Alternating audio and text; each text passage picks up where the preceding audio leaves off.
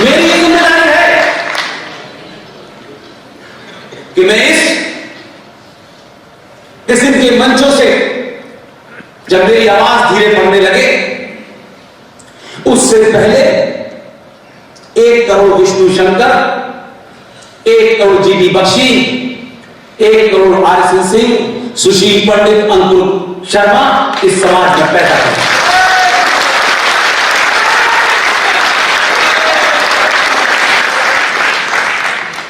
यह बहुत अच्छा लगता है कहते में। एक विद्वान थे, उनके बाद कोई विद्वान पैदा ही नहीं हुआ। तेंदुलकर के बाद कोई तेंदुलकर नहीं पैदा हुआ। लता मंगेशकर के बाद कोई लता मंगेशकर नहीं पैदा हुई। इसमें किसका दोष है? लता मंगेशकर का दोष है कि उन्होंने अपने जीते जी 100 लता मंगेशकर क्यों नहीं पैदा।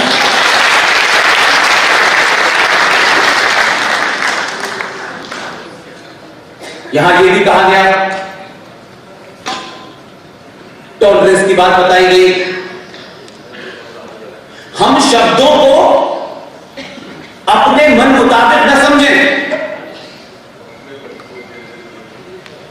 सहनशीलता और कायरता में जमीन आसमान का फर्क होता है। इसलिए एक बात उस रेफरेंस में कह करके,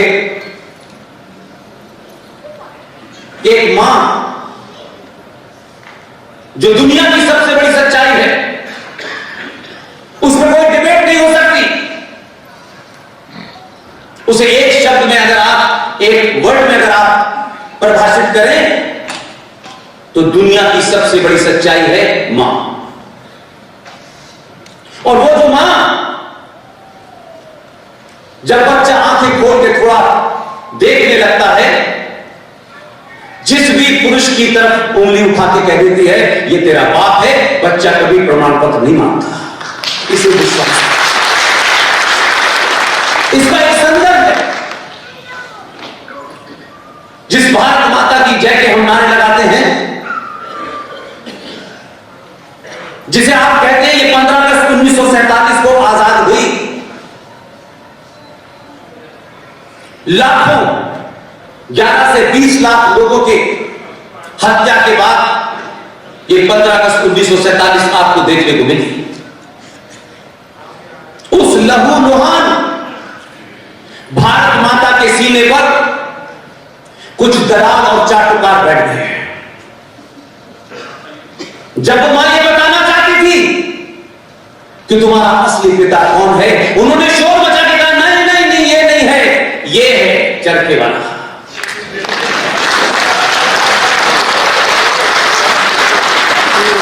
अपने निजी जीवन में और राष्ट्रों के जीवन में अगर आपको आपकी मां किसी गलत आदमी को पिता बता दे तो घर भी बर्बाद होता है और राष्ट्र भी बर्बाद होता है। ये बात एक संदर्भ में कहना चाहता हूं मैं। भले ही आज 70, 72, 75 साल होने वाले हो, हम जश्न मनाएं, लेकिन मैं इस बात से खुश हूं, हमारी जनरेशन ने मेजर जनरल जीडी बख्शी के नेतृत्व में एक लड़ाई लड़ी।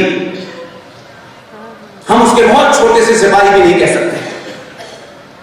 मेजर जीडी बख्शी ने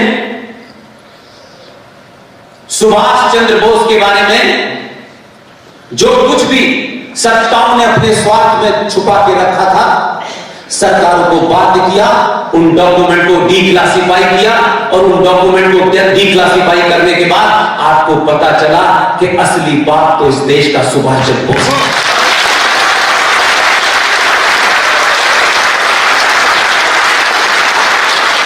और जब आपको बात का पता चल गया तो आप बदल गए, और यही चेतना ने 2014 पैदा किया। इससे जो लोग साइंस की बहुत बात करते हैं, उन्हें Newton's 3rd law of motion पढ़ना चाहिए। और साइंस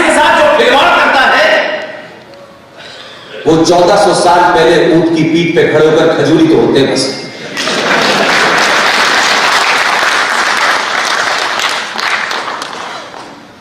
इसलिए कि आपके तथाकथित राष्ट्रपिता ने Newton third law of motion जो था उसकी परिभाषा ही गलत बताई। फिजिक्स का Newton third law of motion कहता है every action there must be equal and opposite reaction. उन्होंने कहा कोई एक गाल पे चाटा मारे तुम दूसरा आगे कर देना। वो न्यूटन थर्ड लॉ के खिलाफ चले गए। स्थिति इतनी जबरदस्त बदली कि 2014 में ऐसा चुना आपने जो Newton third law of motion को कहता है एक साथ दोनों गालों पे मारो।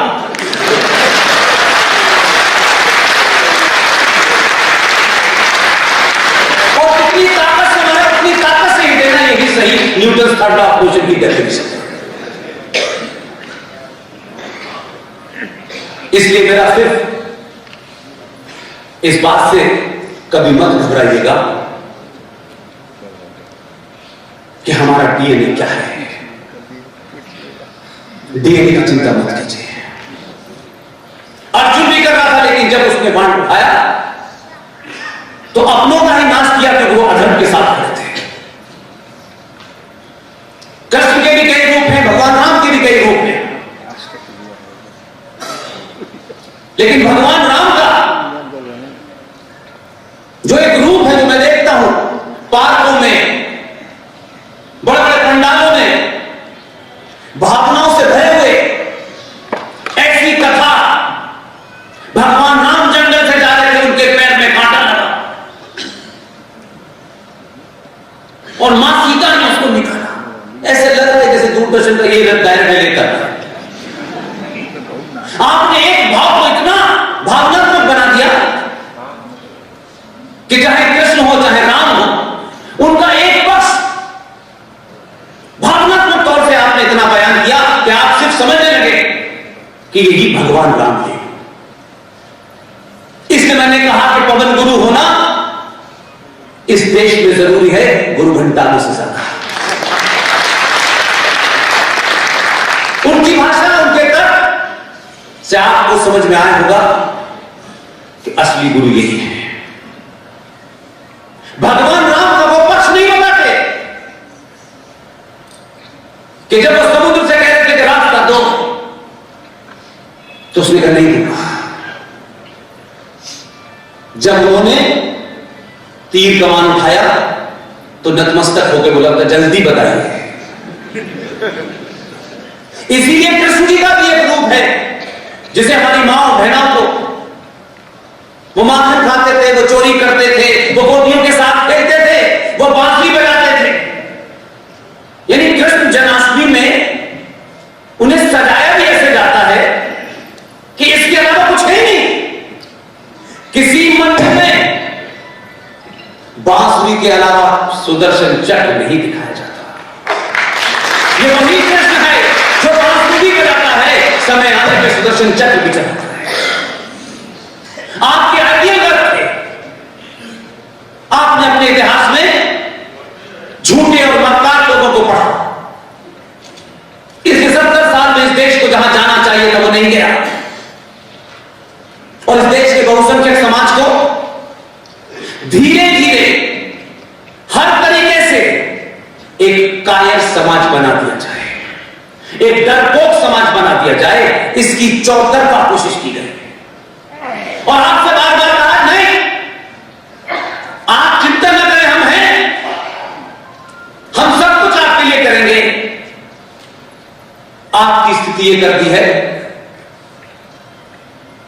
एक कहानी है जो मेरी बहन ने मुझे सुनाई थी। एक सौतेली मां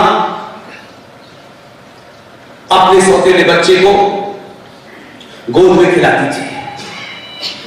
5 साल का था तब भी गोद में खिलाती थी, 15 साल हुआ तब भी गोद में खिलाती थी।